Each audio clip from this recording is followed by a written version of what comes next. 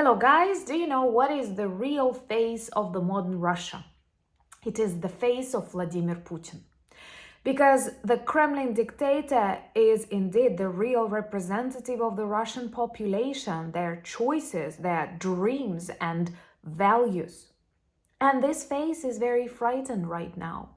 If you had the patience to watch the recent conversation between Putin and another pathetic dictator, Lukashenko, you might have noticed how tired, how exhausted, frightened, and totally non-confident they look. Not because of aging, even though they've spent like 30 and 25 years ruling their countries, but because they are getting exhausted and no plans left. Because the world is not frightened of Oreshniks standing in Belarus. Because Ukraine keeps targeting Russian oil refineries and they explode perfectly for hours, no matter how hard they try to protect these strategic objects. They turn off internet in dozens of Russian regions, but we keep destroying their zoos, their arsenals. Another oil refinery targeted last night in Bryansk. And that is in the context of real fuel shortages inside Russia and the economic collapse that is openly discussed even on the Russian media. And all because back in 2022, Putin believed that blitzkrieg was possible and Lukashenko did not have any choice. He is connected with his corruption, with his total dependency on Putin. And now, when you look at these faces, do you see them as victors in this war? Compare them to ordinary Ukrainian soldiers, President Zelensky, General Syrsky, who are not hiding, who are not threatening the world and your countries with hybrid warfare or Oreshniks, but simply stand defending Ukraine. I think it's pretty easy to make a choice whom you support. And if you do stand with Ukraine, subscribe and please share these videos. My name is Anna, I'm from Ukraine, I'm in Ukraine, and let's discuss in detail what these Belarus martial law, Oreshnik threats and explosions on Russian refineries mean from an ordinary Ukrainian perspective. So I tried to avoid, this conversation between Putin and Lukashenko. I did not analyze it on the channel before, but the very look of these two very, very exhausted men decided a lot. Even those who were Russia optimists started discussing the tremendous change in the image of the Kremlin goblin. I'm a linguist, and my master's paper was actually dedicated to the non-verbal behavior. And if you look at Putin and Lukashenko talking to each other, you definitely do not see two strong eagles discussing the geopolitics. You see two tired, very evil people that are sitting somewhere in a prison yard where they actually belong. I think that the level of Lukashenko's madness is lower than the one of Putin's, and he always tries to avoid this open involvement in the war. But from a Ukrainian perspective, Belarus is at war since the very beginning of the full-scale invasion, because the Belarus territories used weapons, armors. They target us with drones and missiles. Attack on Kyiv, Chernihiv was from the Belarus direction. So whenever you ask me questions, am I afraid that Belarus will go into this war? My answer, it is already at war with Ukraine, and all because Belarus was silently annexed by the Kremlin years ago. That was the plan for Ukraine too. When they decided to put Yanukovych, a totally controlled from the Kremlin criminal person, they planned to annex Ukraine silently as they did with Belarus. But we are a different kind of civil society and we reacted protecting ourselves, so they attacked us openly. And at the same time, they overestimated themselves, and I know the reason why. Because in Russia, everything is based on propaganda, and a great part of propaganda is this exaggeration of your abilities and of your resources And at a certain moment of time, Putin and people around him started believing these lies, started believing this fake image of Ukraine, and attacked us, believing that blitzkrieg was possible. When it failed, they didn't have way out and continued killing innocent Ukrainians, but also killing hundreds of thousands of Russians. And it doesn't seem like Belarus people want to join these meat grinders, but with each day, the desperation of Putin is growing, and he will put more pressure on Lukashenko. So there are a lot of questions. Will these trainings on the border will be just trainings, or a new frontline against Ukraine? Or maybe they will try and test some NATO countries that border with Belarus and Russia. We don't know. Let me know in the comments below, what do you think? And if you're new to the channel, remember to subscribe and share the videos. That's the easiest way to demonstrate your solidarity, and it means a lot and actually changes a lot. Ukraine has a peace plan. It's the only working peace plan, and that's why we have targeted the Bryansk oil refinery again.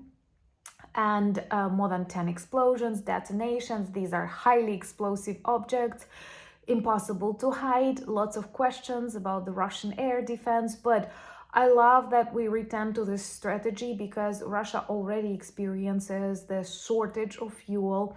They banned the export of fuel. The prices are rising plus 18% since 2025 for ordinary citizens and plus 30% for businesses. That is a huge rise of prices. And in the times of inflation, recession, that can be deadly for lots of Russian businesses. But trying to protect the strategic objects, trying to hide the information about the destruction of the strategic objects, they keep turning off internet inside dozens of Russian regions, especially in the south and close to the front lines, but it also happened at the far east. And this also exposes the weakness of Russia as a classical bully, totally unprepared to defend itself. Because even in times of blackouts, internet, if these mobile towers were working, internet was working. It was very rare not to have a connection. Why? Because our people, our state is working hard to help people remain connected and get access to the information. And in Russia, the purpose is the country to hide the truth. And I'm sure there will be more and more of such outages of the internet, and I believe that maybe just a very small percentage of them will be directly connected to, this real purposes, security purposes, but in the majority of cases, they are simply hiding the truth from the Russian population. That does not care about Ukrainian children, that does not care about war crimes, but does care about problems on the Russian side. Because the front lines are now really big. And it's so pathetic and at the same time so unjust that very few people notice.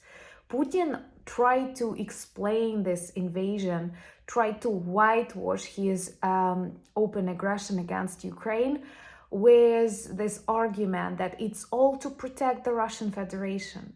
Russian Federation was way more protected and way more safe back in 2022 than it is now. A real war zone with a lot of, spheres in the economy collapsing. The air flop done.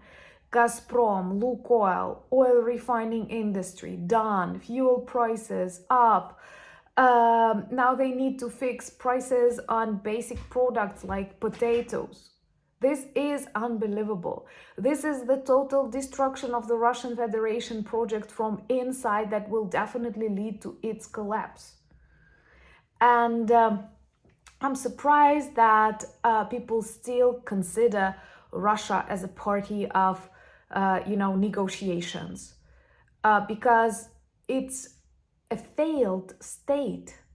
Indeed, they love using it in their propaganda, but in the reality, we see a crazy dictator that destroyed its economy, lost more than 1 million lives, broke international law, isolated Russia, and we still have Witkov traveling there.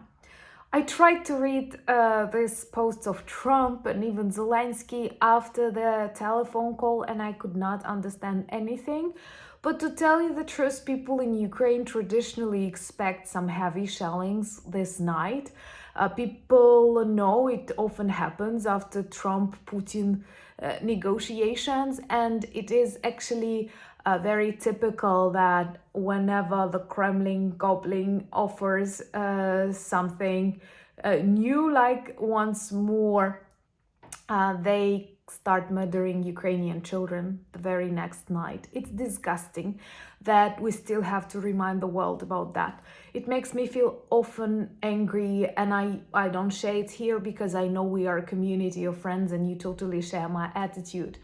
But this is very wrong. Because Ukraine alone, without boots on the ground from any other allied countries, now fights against Russia, backed by North Korean soldiers, real boots on the ground. They are discussing martial law in Belarus, and I'm really close to Belarus here. They have direct Chinese supply. They have direct Iranian supply because the drones that kill us nightly, they are from Iran. And I won't be surprised if in the result of this Witkoff conversation, they will once again ban Ukraine from targeting Russia's oil refineries so that Putin could earn more money and return back to murdering more Ukrainians. That is so unjust. And I cannot say that I'm tired, because I remember this beautiful quote of Operator Starsky that if you are tired at war, you're dead. And nobody wants that in Ukraine. We are more determined than ever to defeat this evil because it's so obvious and we're so united and we're way more experienced. But friends, do work with your decision makers, with your politicians. Please don't let them be cowards. Don't let them forgive Russia for what it's doing, because the very next day Russia will do that to you. Even if you are across the ocean, they will find the ways to, cause serious troubles inside your societies. Trust me, I'm Ukrainian. I know what I'm saying. I don't have any reason to exaggerate. I know that you know, but others still doubt. Anyway, join me on X, I'm fighting there, on Blue Sky, Instagram, Threads, and we have an amazing Discord community. Also subscribe to my new channel, Anna Danilchuk, and the new video where I do not advise you to travel to Russia and explain why is on the channel. Watch if you haven't yet. Thank you for buying me coffees, becoming my patrons and sponsors of the channel. That is a great honor and a blessing. And check our merch shop, because I love it when you are our ambassadors wearing these t-shirts and sweatshirts and reminding people about the Ukrainian fight and the need to defeat the Kremlin. And most importantly, thank you for standing with Ukraine. Thank you for being friends of mine and friends of my country. Slava Ukraini!